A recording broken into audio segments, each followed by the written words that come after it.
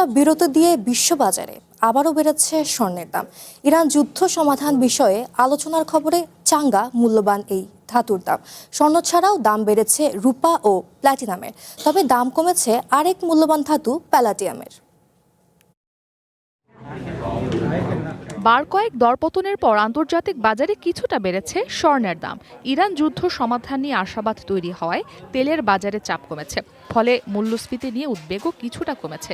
এতে করে মূল্যবান ধাতুর বাজার দরে কিছুটা ঊর্ধ্বগতি দেখা গেছে।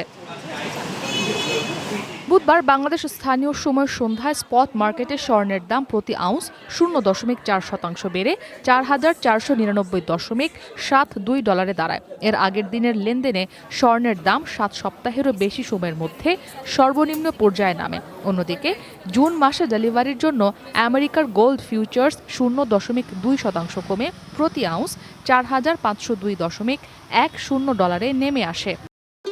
ভবিষ্যৎ হোক নিরাপদ, বিনিয়োগ হোক বিশ্বস্ত, আর আমার পছন্দ Salt Bay. Welcome to Salt বে।